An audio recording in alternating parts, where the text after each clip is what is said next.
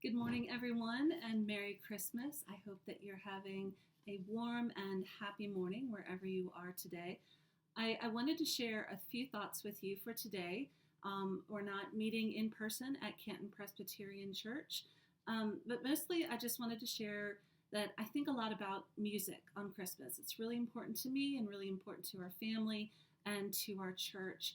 I'm always grateful for the music ministry of Jeff Gauntz and especially for the service that he always does for us on Christmas Eve.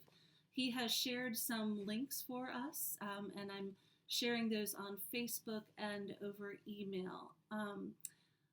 It's hard during Christmas time for worship leaders to choose what music to include in all of our different services.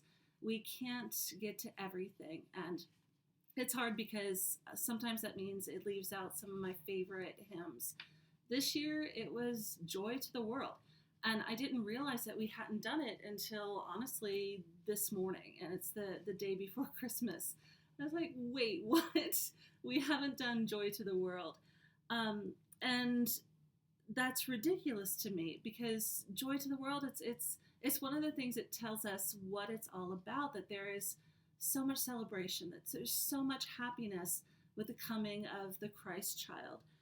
It really makes the hair stand up on my arms, especially the last verse, which is, He rules the world with truth and grace and makes the nations prove the glory of His righteousness and wonders of His love. It's absolutely thrilling. And it really shows the promise of Christmas.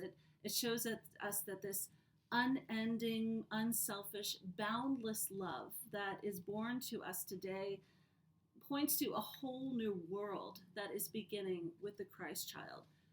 In this new world, we see an end to selfishness, greed, corruption, violence, poverty, injustice, all the things that make life hard and make people suffer. Jesus is born to change that for all creation. We may not see the fulfillment of it now, but we know that it is true. Every day we see glimpses of that change come to pass through everyday miracles of goodness and generosity. And this is a season of miracles after all. There's stars in the sky, angels singing, peace on earth and goodwill to all. There's another one of my favorite hymns that speaks to that. Good Christian friends, rejoice. It used to be called Good Christian Men Rejoice, but this is 2022 and we can just get over that, right? It goes, Good Christian friends, rejoice with heart and soul and voice. Give ye heed to what we say. Jesus Christ is born today. Ox and ass before him bow, and he is in the manger now. Christ is born today. Christ is born today. The line, ox and ass before him bow, has special meaning here in the mountains with an Appalachian tradition called Old Christmas, which has been celebrated traditionally on January 6th.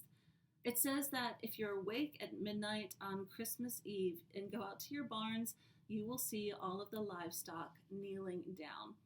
Water's supposed to turn to wine too, and there's a lot of other miracles.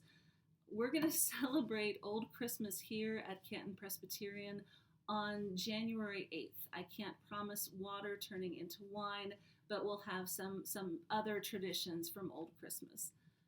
Anyway, that line about livestock, it reminds us to watch for miracles, that every bit of creation is touched by joy.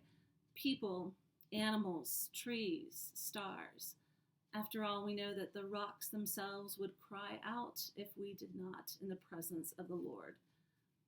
I hope that however you are celebrating Christmas today, you get to witness miracles. Miracles of connection with friends and loved ones, biological family, chosen family, rocks. Sorry, I said rocks. I meant food. I promise my family is not going to be eating rocks tomorrow.